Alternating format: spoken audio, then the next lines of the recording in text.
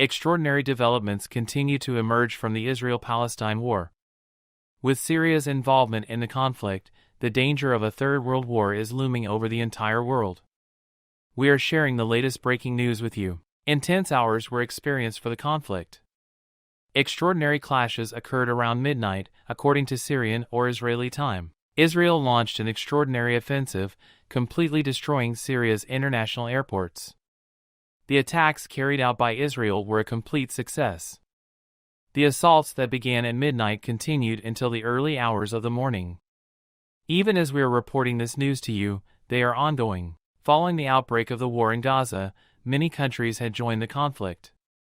From Hezbollah forces in Iran to Lebanon, many countries had launched attacks on Israel. Israeli President Benjamin Netanyahu responded very harshly to this. Netanyahu announced that all countries declaring war on Israel would regret it and that Israel would win this war. Following this development, the whole world became embroiled in the conflict. The United States condemned the attacks on Israel, declaring its support for Israel and sending numerous aircraft carriers and fighter jets to the region. As the war continued to escalate, an incredible height of tension was reached. The European Union was initially at a loss as to what to do. While everyone was watching what they would do, Syria suddenly attacked Israel. Syria found support as it launched attacks on Tel Aviv. With the combination of forces from Lebanon and Hezbollah in Iran, Israel suddenly found itself in a difficult situation. As of today, the night of October 15th has seen many significant developments that have left us astonished. The decision taken by Netanyahu initiated the Great Offensive, and the Israeli army turned the battlefield into a hellish scene. The Palestinian forces, who had to flee all day in the face of Israel's offensive, were shocked by the events of the night. The Israeli army, giving an excellent response to Syria, ended the night with a great victory.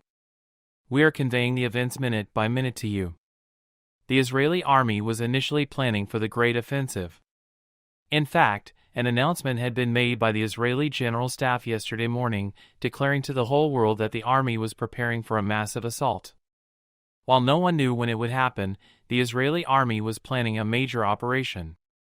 However, the incident was not to happen that day. The Israeli army was not in the habit of fighting without a plan. Benjamin Netanyahu, who knew all the dynamics of the Middle East very well, made preparations for the Iron Dome. He significantly increased the number of missiles. Intelligence had been received that the forces of Syria and Hamas would launch attacks on Israel. The diplomatic traffic that had been going on since yesterday morning came to an end in the evening hours. The first attack was carried out at exactly 2 o'clock in the afternoon, according to the U.S. time. Hamas forces started firing rockets at Tel Aviv. Israel's world-renowned air defense system, Iron Dome, immediately took action. While it couldn't completely fend off the attacks by the Hamas forces, it managed to defend Israel adequately. Following this attack in the night hours, an unexpected second attack came into play. Ascalon city was subjected to a massive assault. The Israeli General Staff immediately took action. The Israeli army, operating the Iron Dome with extraordinary force, responded to the Hamas forces with a significant blow. The Iron Dome missile systems of Israel, which continued its attack for an uninterrupted hour, managed to take control of the region. When the clock struck midnight, the actual attack took place. The Israeli army was considering not waiting, but the feared scenario happened in Tel Aviv. A missile that the Iron Dome missed hit Tel Aviv. Although there were no casualties, some were injured. Infuriated by the situation and making a sudden decision, the Israeli army initiated the mentioned major offensive. In fact, they were supposed to be on standby that night, and we explained to you why they started the attack. It was almost like a book.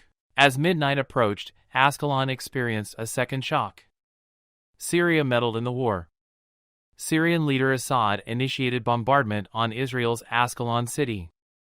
The Iron Dome had a significant duty once again, because Israel was not prepared for this attack from Syria. An attack from Syria was not expected at that moment. The Israeli army responded well to this as well.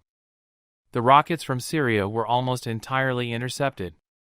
After the Israeli army passed this test, they immediately launched a counterattack. Throughout the night, the Israeli forces bombarded Hamas forces and Syria, managing to render more than 1,000 terrorist group members ineffective.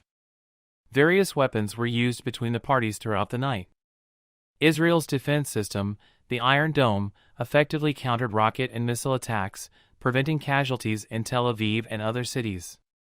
In Israeli airstrikes, warplanes and drones were actively utilized. Additionally, tanks and armored vehicles were involved in ground operations. Syria conducted rocket and artillery fire towards the southern Israeli city of Ashkelon. Ballistic missiles and artillery batteries were used in Syria's attacks, heightening tensions in the region. On the Palestinian side, Hamas militants launched attacks on Israel using low-tech weapons such as rocket launchers and homemade explosives. The use of these weapons in the conflict escalated the tension and concern in the region. Israeli forces, extending to the Syrian border, initiated an operation in the city of Deraa in Syria. Israeli President Benjamin Netanyahu, seeking revenge from Syria, left the city in ruins with a rain of bombardment. Many places, including the Syrian capital Damascus and Aleppo, were reduced to rubble after the prolonged attack throughout the night. The international airport in Aleppo, Syria's international airport, is now inoperable. We can say that Assad, who launched attacks on Israel from this airport, is currently in a desperate situation. The tension in the region had deep roots as a result of long-standing historical conflicts and disputes. Prolonged disputes and territorial disagreements had heightened animosity and violence among the people in the region. Repeated conflicts in history had weakened hopes for peace in the region and undermined trust between the parties. Despite long-standing peace efforts and international mediation initiatives, it was evident that the conflicts in the region had not been resolved. Deep divisions between the parties, territorial claims, and political interests had become a long-standing cycle. While the recent conflict further heightened tensions in the region, the increasing calls for a solution from the international community and peace-loving groups were notable. However, deep-seated anger and hostility between the parties continued to hamper peace efforts. To end the conflicts and establish lasting peace in the region, it was essential for the parties to engage in mutual dialogue and negotiations. A fair and comprehensive peace plan that took into account territorial claims and security concerns could help ensure stability and prosperity in the region. The international community needed to make more efforts to find solutions to humanitarian crises and suffering in the region. Ensuring the safety of civilian populations, delivering humanitarian aid, and establishing peace required the effective involvement of the international community. However, ending this conflict, which has deep historical roots, and establishing lasting peace would require long-term and determined efforts.